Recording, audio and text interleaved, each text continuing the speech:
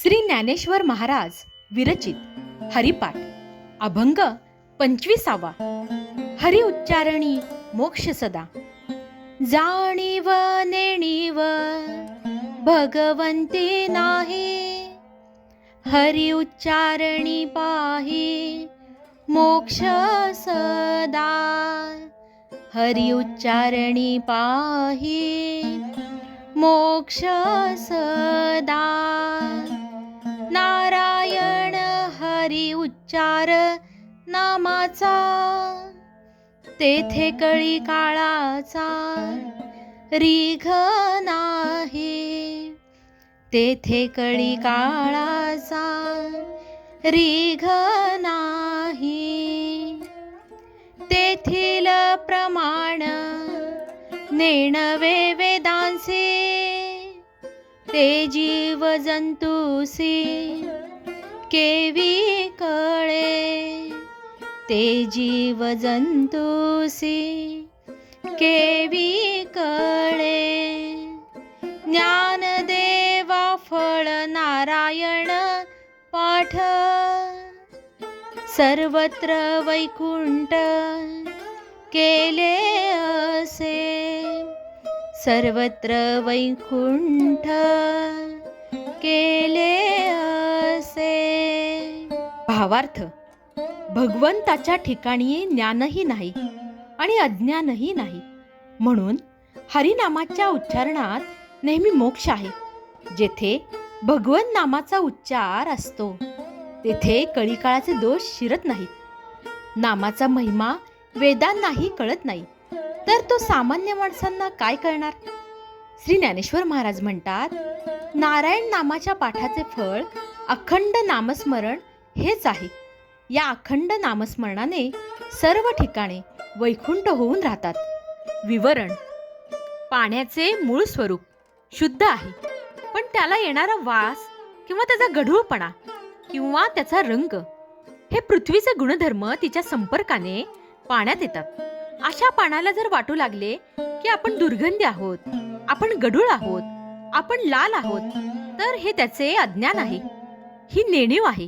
त्याचप्रमाणे माणसाचे मूळ रूप शुद्ध, सच्चिदानंद, शाश्वत आत्मा असे आहे, पण अविद्येमुळे त्याला आपण पापी, सुखी, दुःखी, अनित्य अनेक कामे करून त्याचे परिणाम भोगणारा असे वाटत असते, आणि असे त्याला अनेक जन्मात वाटत आलेले आहे।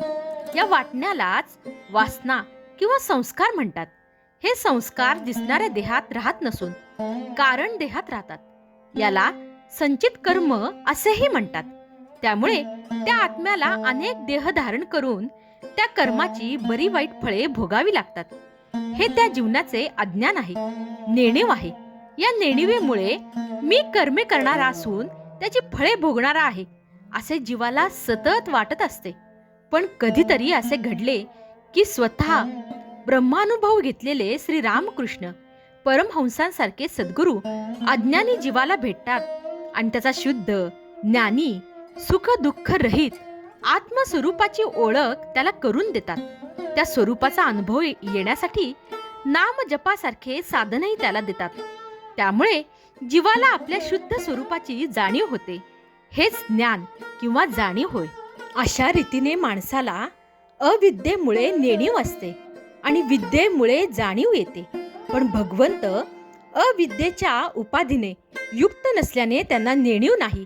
असा जादूगार आपल्या जादूने पाहता पाहता नसलेल्या वस्तू तयार करतो। प्रेक्षकांना अज्ञानामुळे त्या खऱ्या वाटतात, पण जादूगाराला वाटत नाहीत, कारण त्या जादूची उपाधी त्याला नाही। त्यामुळे त्या वस्तूचे अज्ञान जादूगाराला नसल्यामुळे ज्ञान होण्याचाही प्रश्न येत नाही। त्याप्रमाणे भगवंतांनीच आपल्या मायेने निर्माण केलेल्या विश्वाचे अज्ञान त्यांना नसल्यामुळे त्याचे ज्ञान त्यांना होण्याचे कारण नाही। वास्तविक पाहता मी देह आहे असे वाटणे ही अज्ञान वृत्ती आहे, तर मी ब्रह्म आहे असे वाटणे ही ज्ञान वृत्ती आहे। पण या दोन्हीही वृत्तीच असल्यामुळे काल्पनिक आहेत। अशी कोणतीही वृत्ती नसणे म्हणजे ब्रह्म होणे। मूळ ब्रह्मस्थिती ही अज्ञान वृत्ती व ज्ञान वृत्ती यांनी रहित आहे, जाणीव नेणीव विरहित आहे। हीच निर्विकल्प अवस्था किंवा सहज अवस्था होय. हाच मोक्ष. अशा भक्तीमुळे वैकुंठ एका मर्यादित प्रदेशात न राहता ते सर्व व्यापी होते. किंबहुना जेथे नामधारक राहतो ते वैकुंठच असते. नामधारकाच्या मनात हरी वाचून व हरी नामा वाचून भिन्न नामरूपाचा विकल्पच उठत नाही. अशी नामधारकाची श्रीहरीच्या ठायी जडलेली वृत्ती निर्विकल्प समाधीसारखीच असते.